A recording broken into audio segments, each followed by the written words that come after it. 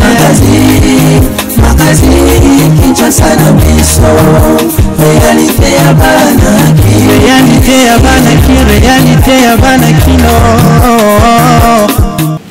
Ancien ministre de la Santé était Ndongondo Zare depuis mokolo ya lobi pe amemamaki bongo na prison centrale ya Makala awa na ville province ya Kinshasa pona likambo etali détournement ya ba dernier public. Population na ngambu na ye a réagisaki pona likambo etali arrestation ya ancien ministre de la Santé était Ndongondo. 17e réunion ya conseil de ministres esalamaki mokolo ya lobi vendredi 27 août 2021. Belema o nyonso ndeto ko développer une édition ya mokolo ya lelo KNB News, première chaîne d'information en continu na lingala. Oh nazalaka toujours ne sengope plaisir ya ko présenter les bino kasi na souhaiter bino bolandi malamu.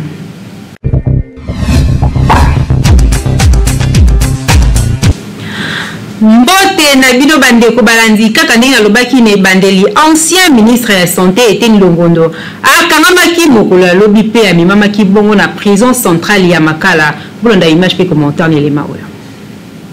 Ancien ministre de la Santé était Ndongondo akangamaki pe amemamaki na prison centrale ya Makala na Kinshasa mokolo ya lobi vendredi 27 août 2021 après audition na parquet général auprès ya cour de cassation. Kasi entourage na ye ba confirmer information yango bango bazoko estimer que hasard reproché na cadre ya Union pour la démocratie et le progrès social UDPS na mokuse parti présidentiel na détournement et ba fonds liés na lutte contre pandémie à COVID-19 na RDC. Tout signaler que arrestation et ancien ministre intervient après publication et rapport et inspection générale de finances IGF na mokuse na novembre 2020 pour la gestion et ba fonds COVID-19 na rapport na ye service ou ya présidence et bandaki kosala état ya malversation financière na gestion na ba fonds ya coronavirus. Kasi ba accusation ou ezalaki rejeté l'ancien ministre de la santé Dr Etienne Ndongondo bandaki toujours pour affirmer que détournement moko etikala kosala te na ba fonds ya COVID-19. Kinshasa et l'équipe partout. Population congolaise na ngambu na ye pe a réagisaki pona likambo etali arrestation ya ancien ministre de la santé était Ndongondo bazalaki awa na micro ya Hervé Zaka. Alors ce que justice interpelle qui est lobby et que azali aux arrêts vraiment ce n'est que normal. Ils allaient se passer pendant nini mboka tambula kaboyete bato yango pe fo quelque part bazaka pe na c'est parce que yo mbongo ya l'état mbongo ya bato batindi yango pour que soigner et ça les sabandeko n'a pas et na kati ya mboka. Alors yo zimbongo wana au détourner yango. Mais finalement vraiment ce n'est pas du tout normal parce que pour nanga nazali vraiment quelque part na c'est de façon que le corps bakani mais finalement donc donc ba abimisa mbongo wana yo musuto otomo kama bina kati na mboka na biso ezanini surtout kana mbona gouvernement yango ya lelo oyo pouvoir à Félix oyo. Donc nous avons beaucoup attendu tous allez koyoka makambo wana mingi ba détournement de fonds bazokanga bato de part et d'autre. Mais ce qui est très mal pour la biso peuple les alinini tango bakani moto ndenge wana na bangoka musuto bibeko evanda quand on arrête quelqu'un à détournement de fonds publics automatiquement ba conseiller biloko na pe batia na fonds publics et après tout l'état récupérer mbongo parce que mbongo wana et qu'on compte na caisse à l'état c'est parce que tout ce qu'on est en train de détourner et ali mbongo ba contribuable au peuple congolais. Mais toujours moi na mabe c'est parce que tango bakani ndenge wana une fois la condamnation au comment répéter. Mais c'est comme si bakeko bomba pour que son l'équipe à la longue temps il trouve c'est bien comme ça se trouve. Or dans ce cas-là il faut les sanctionner. Il faut pas sanctionner de façon que par exemple ma part on passe par là on retire cela et puis l'état qui a l'état récupère parce que l'état a un bon pour à renforcer le budget à l'état. Dans la J50 depuis kala J50 dans la poche à battu. Bakokanga mutu mobo e chombo sonné ba communiquer les pas chombo sonné ba bois gifié ko pelegi ga bongo mais fatia ye côté J50 atako to mama mutu de boîte non mais côté J50 ndé azolende lango pour des chapeaux tout d'abord on a président na biso de la République arrestation ya bato wana pa nanga d'accord pour na peuple congolais omoni lelo ba ministre ba député et habité peuple congolais to voter ka bango to ko voter yo to soutenir yo comme na place na yo wana o ba ki peuple o comme le intérêt ya yo moko ba mbongo wana ba to sakanela mais da pona bito peuple congolais lelo tala mboka ndé comme dans tao à cause de ba problème wana ndenge bakangiye c'est bon na sepeli bakangiye toyo kapeke na boloko kuna na justice na sambi pe asanzi mbongo wana po da mbongo moko ya peuple congolais azomi si mbongo nde bakoko la ndema msuto ko tika batiki mais lelo to mona mzuzu bakangiye ata enke zongi te ba libérer et ça le peuple pasi na sepeli na ngote mais vi ne makambo ezo tambula soki rattraper ye na ndenge na ye o sepela te ki ya ko ya mabe ye la yete mais o ya sala ki nde o lona ki nde o récolter elingo lo bate ke soko za mona IDP soko sala ki mbeba nde to ko protéger yo te état de droit ya li état li mutu nyonso soko ko ina mbeba faut subir conséquences na yo bari éduquer yo esandingona oyambi yango na esengo puisque justice tozomona ke ezosala musala nango na ndenge elongo bani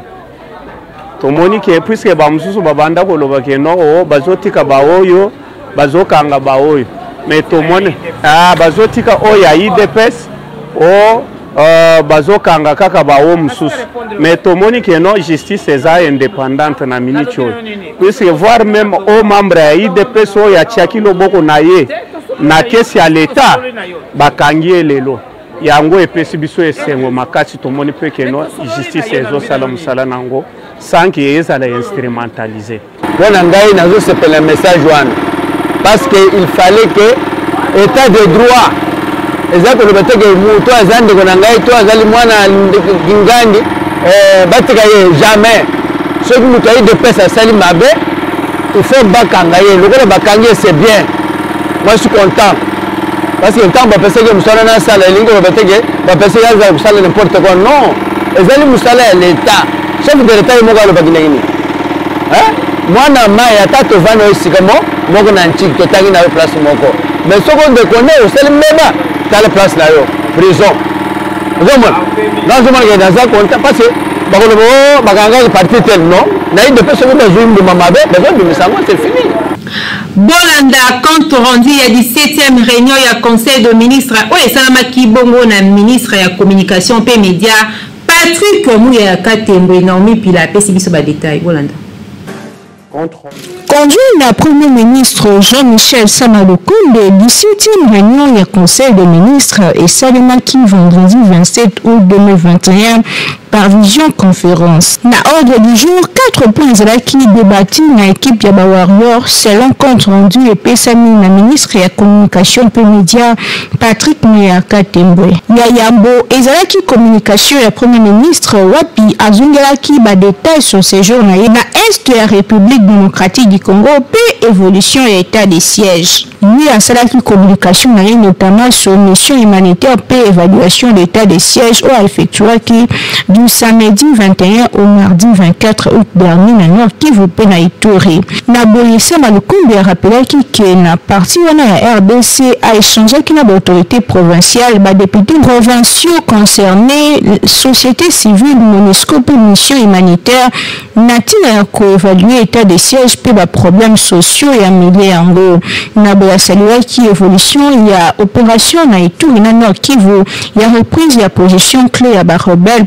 Puis il a rappelé que le ministre de budget et finance puis la défense, il y a ça la suivi permanent, il y a besoin de logistique, il y a force armée engagée dans le front. Premier ministre a salué qui évolution sur le terrain, notamment reprise de la position clé, dynamique et préservation. Il y a Arbé a rappelé qu'il que il est nécessaire pour le ministre en charge du budget des finances, de défense et les anciens combattants, ça a toujours suivi, il y a besoin de logistique, il y a troupes engagées dans le front. selon compte rendu epesani baéchange yango na badéputé nationaux mpe badéputé provinciaux ya société civile ya MONUSCO ya mission humanitaire ya Nord Kivu mpe Ituri. Tonote que na même chef ya gouvernement Union Sacrée atalisaki que babesoin ezali ebele ya lutte contre tracasserie mpe sécurité urbaine. Na etali état de siège andikaki que récite yango ezali kodépendre na opération ya sensibilisation mpe mobilisation pour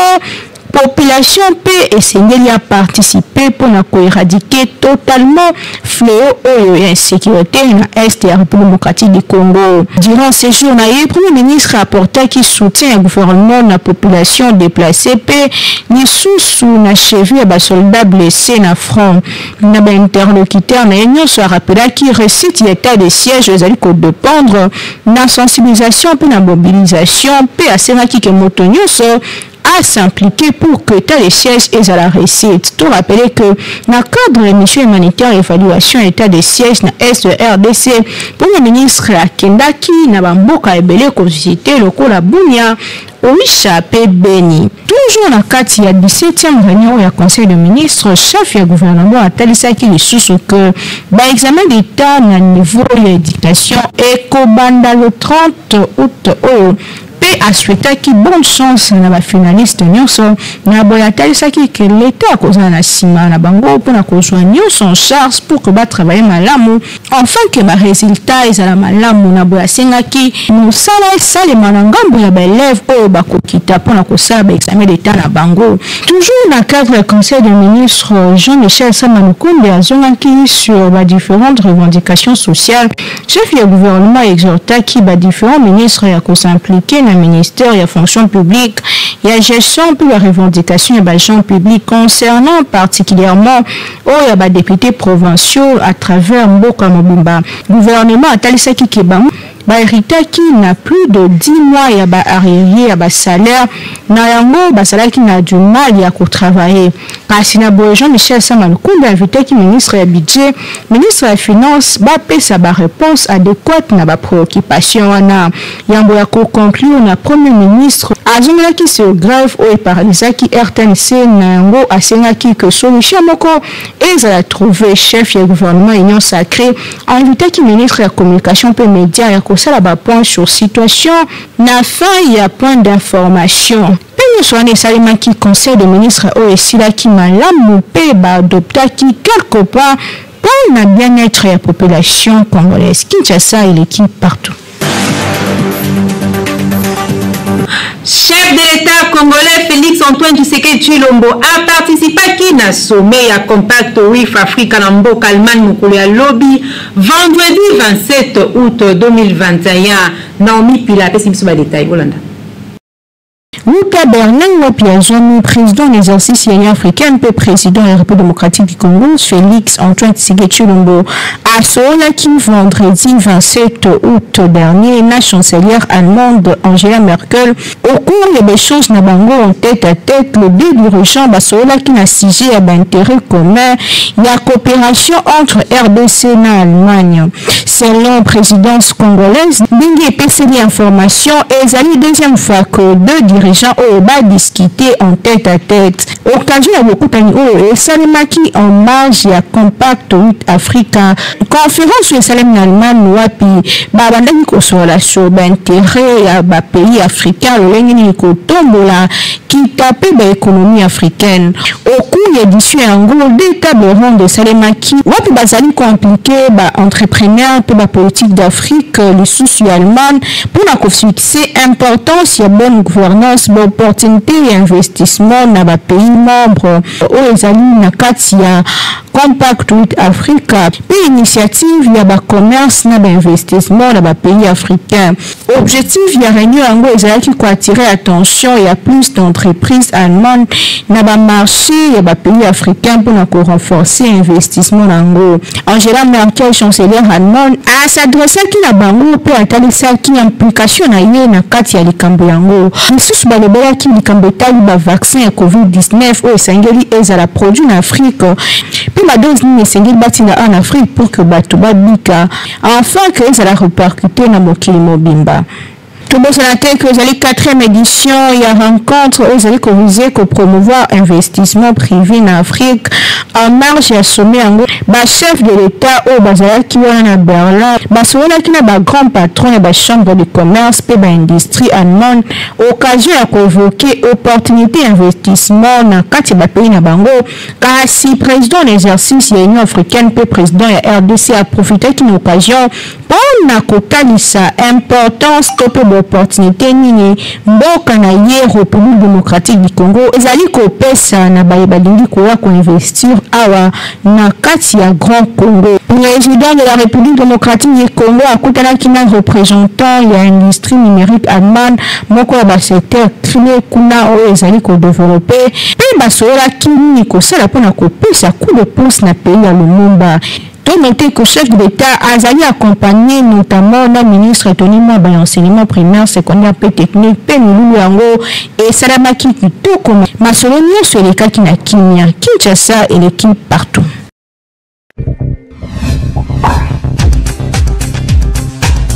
Beltesco Mosungi a peuple congolais a télébiso na marché bakaye ya ope stylo Simba eza la qualité moko ya malamu pe eza moins cher. Kende somba pour rentrer scolaire kalaté. Toujours na souci ya kosunga mboka pe kosunga population congolaise kaka ndenge boyebeli société oyo monene na République démocratique du Congo Beltesco toujours pembeni ya population na ko accompagner bango na nyonso lelo lisusu ayeli bino bakaye yao pona kelasi ya bana na biso classe ezali kozonga kalaté awa na yango kimaka deja mbangu na ba magasin nyonso ya Beltesco oyebi ezali partout awa na Kinshasa na ba commune nyonso soko tuni magasin ya Beltesco ezali po osombela bana na yo ba fourniture scolaire ya qualité supérieure lokola ba cahier yao ba stylo Simba pe ba cahier cartonné ya ba format nyonso ozana besoin ozwa ba cahier ya qualité pe ba stylo ya kitoko pona bana na yo année scolaire oyo bazala l'aise Kimambango na ba boutique ya Beltesco okozala de cité. Tozana bakaya à 100 feuilles quadrilinées, tozana bakaya à 48 feuilles quadrilinées, tozana bakaya à 24 feuilles quadrilinées, tozana pena bakaya à 12 feuilles quadrilinées. Kobo sanate, tozali pena ba stylo Simba ezoko ya ezokoma, tozana ba stylo Simba ya bleu, tozana ba stylo Simba ya rouge, tozana pena ba stylo Simba ya noir. Tozali lisusu na surprise mususu mbula auto bakisi, toyina bakaya cartonné ya ba jole kitoko o bana balingaka. Kobosana te balobi tangu ozali kosomba kaye yao vérifiez bien soki ezali na logo oyo ya Beltesco po ba mwifi bazali ebele oyo bazali ko pirater yango donc soko sombi ya mwanza ekolia yo okoumela nango te po ekosenga obakisa mususu kasi soki osombi ya Beltesco ozali mobimba ane mobimba bana bakotanga kitoko po bakaye na bango pe ba stylo na bango ezali ya qualité supérieure o tolobaki te tolobi Beltesco vraiment mosungi ya mboka Kinshasa et l'équipe partout.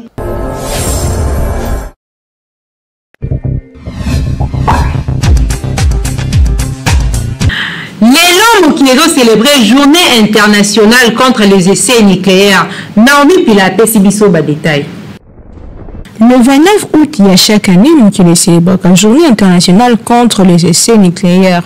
Tobo Sanate que première bombe atomique et Zalaka largue le 6 août 1945 na ville ya Hiroshima na Japon. Motonyo soit kanisaka yango parce que Zalaka ba dégâts énormes kasi Tobo Sanate que ba premier essai nucléaire ezali un peu plus ancien puisque premier essai yango ezalaka tenté na juillet 1945 utatango wana tina 2000 essai yango ezalaki réalisé pe la façon souterraine tina sous-marine. Prise de conscience sima ya ba dégâts o ezalaki occasionné pendant campagne ya ba essai wana ezalaki lente ya koya kasi mokie de plus en plus ba pays ezali ko décider ko renoncer na ba essai nucléaire. Tout le monde que France de Salaka partie à première décision prise na président Chirac en 1995 a traité sur interdiction totale ya essai nucléaire où ezalaka ouvert na signature en 1996. kasi bapays mingi baboyaka kosinye mokanda yango faute ya application mpo bikolo mingi ezalaki toujours déterminé ya kosala baessai nucléaire na bango mpona kolakisa force na bango. Na 2009 des Nations Unies ayaki koproclame création ya journée internationale contre les essais nucléaires yango ezalaki choisi kozala célébrer la date ya le 29 août. Résolution yango ezali bongo 64/35 yango ezalaki adopté na unanimité kuna na Nations Unies. Tokanisa que origine ya résolution yango ezali bongo ancienne république membre ya IRSSP indépendante depuis 1991 ezali ko souhaiter ko commémorer fermeture ya ba polygone d'essais nucléaires partout dans le monde ezalaki bongo signé le 29 août 1991. But final ya résolution ya ONU ezali ko sensibiliser ba nécessité ya ko interdire ba essais d'armes nucléaires puis ko travailler sur édification et un monde où les alliés plus sûrs, c'est-à-dire que le boulot est à la tête, au bombarder le pays est à la tête, cassigner soit est à la réglé, la négociation puis la bonne diplomatie. Donc ce qui boka o namboka wana bazoyo kanate, au lieu à kokende en guerre, malam ou kokende la négociation, kokaboa ba intérêt pour que le peuple base à la sauver, pour que la vie humaine est à la exposer. Parce que attaque aussi même explosion wana bateau batika la canvi bazalaka toujours exposé na ba matière chimique ya ba bombe ezalaka cause ya ba anomalie pe ba maladie ya ndenge na ndenge. Donc ko batela kimia na mokili pe ko vanda elongo ko négocier malgré ba différence ezali très important de importance ya journée à lelo Kinshasa et l'équipe partout.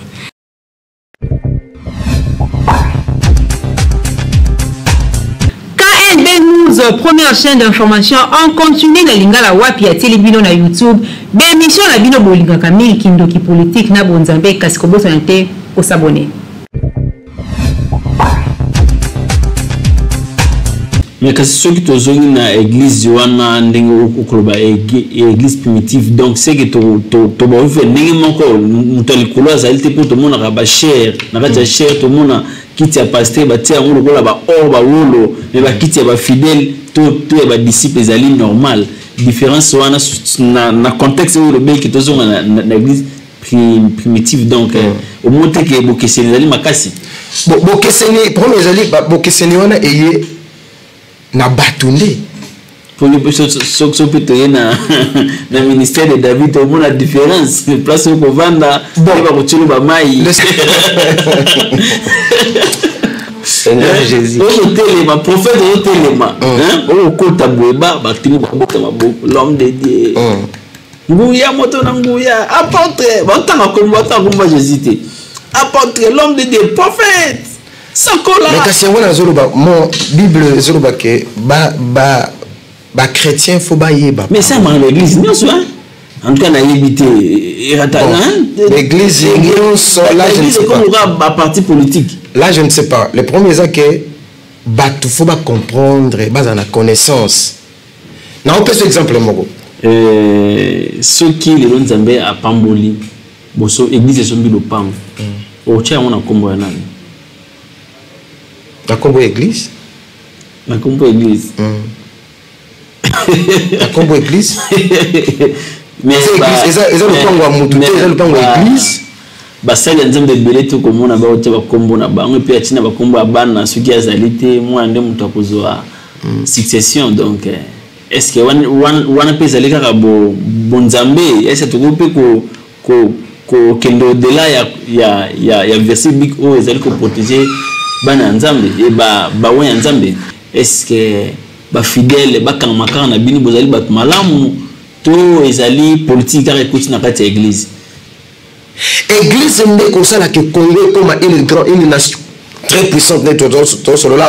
nation très puissante qui va influencer le monde, c'est l'église. Oh kaka na kati église wana nde Mungu na azo utiliser batu mususu lokola ba pasteur mais ba pasteur te lokola ba sene nous invité en apocalypse babi bazo mona na miso batu lokola batu bazana maseke mibale lokola ba corne un agneau mais ce que talié na miso ya bonzambe ce qui ont talié na miso ya révélation azana ba corne mibale te azana 10 cornes.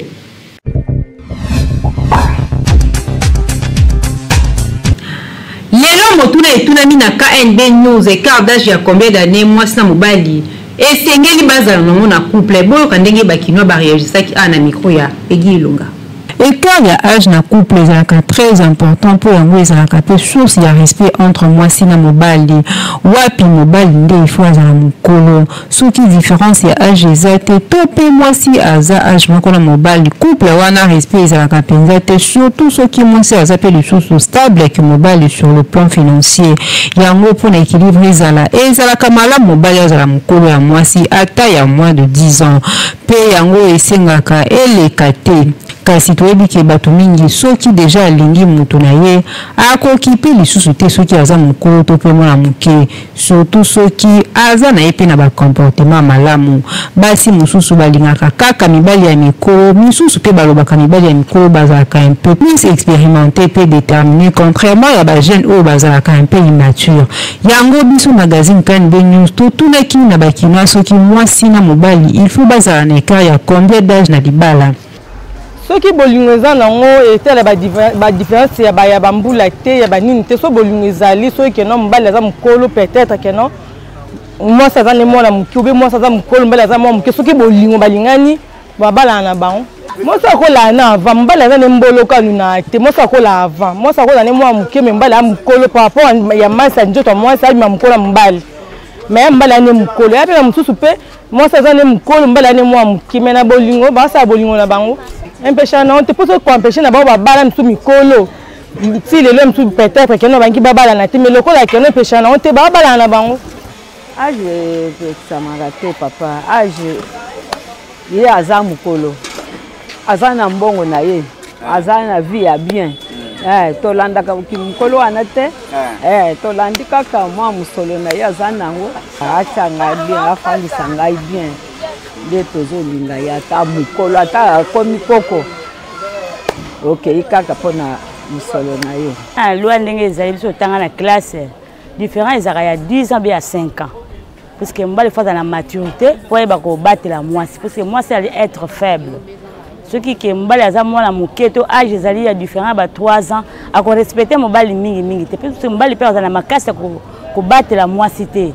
moi si faza mbali faza mukolo na ye 5 ans be 10 ans le tanga na classe moi si ya mukolo ezali respecter la pe lisumu ozo mona bolumbo ya mukolo ya mama na yo ezali respecter na dignité ya mboka na biso za malamu te fuba longola eloko wana za malamu bazana fode ya jeunesse bazoko salir pays na biso condition za malamu te wana kolinga mobali ya mukolo yo mona muke azoko benda ba âge na yo na ndenge ba sexe na biso ko beba avant l'âge donc comme mukolo kozana okoma fané avant parce que mbala azoko ko sala yo bolingo moko ezali azoko exploiter yo azoko yiba ba âge na yo za mabena organisme na biso ba mama eza malamu abe ezali sorcellerie za satan tango linga mwana moke yo zo ngabilamba ya miso na za malamu te ozo salir via mwana wana mwana na pelobi na yako za na bakambe bele ya mabena vina yako souffrir na vina ye ozo mona za malamu zo ko za satan na liboso mwana wana pe obelisa organisme na zo beba mabota bien ekoza malamu te papa bolingo ezala pona âge te bolingo ekipaka nango agite so bato balingani na bango balingani mwasi akokozala mokolo ya mobali to mobali akokozala mokolo ya mwasi bolingo ekipaka agite te eza te kozala na ndenge nini kokozala te akopesa ekutu nde mobali wana respect makasi akorespecte mobali makasi basi ya mikolo wana nde barespecta mibali makasi oyo bana mike conseil oyo ngai nakokopesa bango ekokozala yake bolingo ekipaka nango agite mwasi ayebaka korespecte mobali ata aza mwana moke ayeba kaka ako respecter mobali na ye pona aza mobali nde aza chef ya déjà bakutani mobali aza chef ba kipete batambola nde na bomoko kaka. C'est vrai que ceux qui ont lié déjà mobile na yo okoyoka lisusu bilobele ya bato te kasi il faut différence ya âge ezala donc mobile il faut azala mokolo ya mwasi na ye d'abord yango eza pona respect pe autorité ya mobile na ndako mwasi ayebi que à part kozala mobile na ye aza pe lisusu plus âgé que ye mais âge ya mobali pe leka ebele te po ememaka infidélité na ndako po toyebi ke à un certain moment nzoto elembaka komona mobali akomi faible mwasi atikali makasi pe lisusu moyen ya kokolisa bana ensemble malamu ekozala te mobali akomi déjà na 70 ans okomona mwasi atikali na 40 ans il faut koyeba nini ozosala po okotikala kosouffrir na bana mobali akomi déjà mpaka Kinshasa eleki partout. édition ya mokolo ya lelo samedi 28 août esuki awa merci na confiance pe fidélité bozali kopesa biso mikolo nyonso kasi na bosana te kopesa merci na nga na équipe technique pe rédactionnelle oyo bazalaki na nga mokolo ya lelo na nsima caméra tozalaki bongo na Hervé Zaka pe régie esimbamaki na papa Timothée Kayembe na réalisation ya Nathan Siata édition ebetamaki dada na Naomi Pila toujours na coordination ya Yemoko le grand lion de la communication Jimmy Mukendi Chimanga na bino tokutani mokolo ezali koya kasi na souhaité bino bon week-end.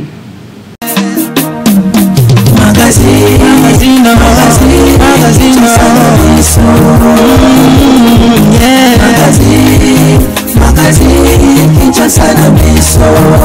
réalité ya bana